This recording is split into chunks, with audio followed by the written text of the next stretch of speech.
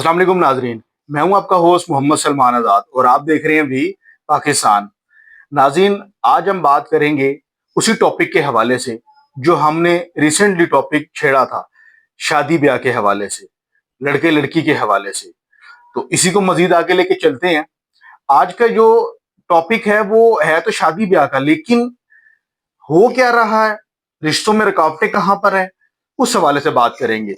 रिश्तों में रुकावटें सबसे पहले हमारा जो बातिल निजाम है, जो जदीद दौर के हिसाब से हमारे भी दिमाग दिल सब के सब बंद हो चुके हुए हैं। हम सोचते एक आजाद दुनियावी की तरफ है जो हमारा कोई फायदा नहीं है। मेन रुकावटें ये हैं। सबसे पहले अगर मैं बात करूं, हमारे जो इस्लाम में हमें कहा गया है कि जहेज एक लानत है, इसमें कोई शक व शुबा नहीं। ये जहेज जो है ये लानत है। एक इंसान अपना लखते जिगर, अपनी बेटी जो पाल पोछ के बड़ी करता है, किन हालात में बड़ी करता है, ये सिर्फ वो बाप जान सकता है। अगर बाप नहीं होता तो माँ जान सकती है, माँ भी नहीं है तो भाई जान सकता है कि मैंने उस अपनी बहन बेटी को किस हालात में पाल पोछ के बड़ा किया।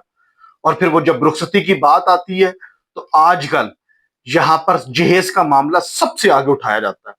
बेटी आगे क्या लेके जाएगी, किस मुंह से जाएगी, ये सिर्फ हमारी गंदी जहानत है, हमारी गंदी सोच है।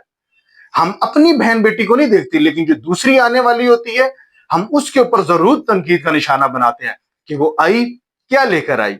जब ये अपनी जा रही होती है तब याद नहीं आता कि ऐसा क्या हुआ, नहीं जी देखें ऐसे है वैसे है, ये चीज नहीं आती।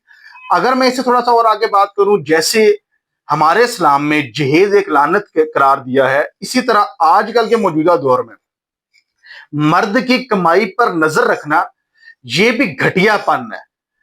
हम ये नहीं देखते कि मर्द अच्छा है, ये नहीं देखेंगे यार वो हमारी बेटी को खुश रखेगा कि नहीं रखेगा, हमारी बहन को खुश रखेगा कि नहीं रखेगा। ये चीज हम नहीं देखते। हम क्या देखते हैं, लड़का हो, बैंक बैलेंस हो, उसका कोई आगे पीछे ना हो, गाड़ी हो, हमारी बेटी को बहन को घुमाए फिराए यशी करवाए। ये भी घटियापन है। मैं इसको लानत तो नहीं दे सकता क्योंकि हमारे इस्लाम में तो है नहीं, लेकिन ये घटियापन से ये भी कम नहीं है। अगर इसी तरह मैं आगे बात करूं, जो लोग फौरन इस्लाम को बीच में ले आते हैं, दीन को बीच में ले आते हैं, हालांकि सारी हरकत हमारी मौजूदा दौर के जहालत के हवाले से है। जो कुछ हमारा रहन सहन है सब जहालाना है। तो इस्लाम को जब बीच में लेकर आते हैं तो मैं आज फिर आपको उन्हीं दो हस्तियों का, उन्हीं दो लोगों की मिसाल दूंगा कि जब हजरत फातिमा के लिए हजरत अली का रिश्ता आया तो हजरत अली के पास कुछ भी नहीं था। नबी पाक सल्लल्लाहु अलैहि वसल्लम के पास जब हजरत अली पेश हुए आए तो नबी पाक सल्लल्लाहु अलैहि वसल्लम ने अपनी चादर मुबारक उतारी, अली जाओ ये बेचो और जो उससे पैसे मिले तो वो ले आओ, उससे कुछ खरीद लेना। रोंगटे खड़े हो जाते हैं अगर सोचें तो। हम मसाले तो उन्हीं की देते हैं, हम दलीलें तो उन्हीं की देते हैं, लेकिन उनके एक कोई शख्स मुझे बता दे कि उनके बताए हुए एक तरीके, एक अमल के ऊपर कोई उनका बताया हुआ काम जिस पर हम अमल करते हो, उनके तरीके कार पर चलते हो, नहीं। और फिर गिला शिकवा किससे कर रहे होते हैं, बेटी का नसीब ऐसा है, लड़का ही खराब था, शिकवे गिले, फिर अल्लाह से नौजुबिल्ला शिकवे गिले। जब चाहे अल्लाह दे, जब चाहे अल्लाह ले ले।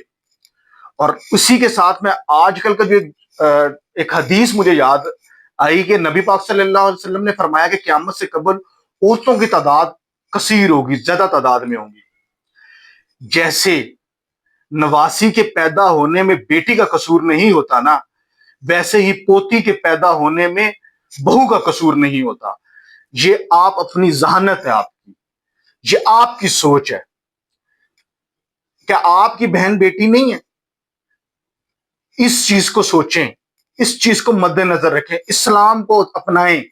आप इस्लामी तालीमात को अपनाएंगे तो आप और हमारा घराना खुश होगा, हमारी बहन बेटियां खुश होंगी, हमारी आने वाली नस्लें खुश होंगी। तो खुदारा इन चीजों को गौर करें, सोचें, समझें। इसी के साथ इजाजत दीजिएगा। अल्लाह हाफिज।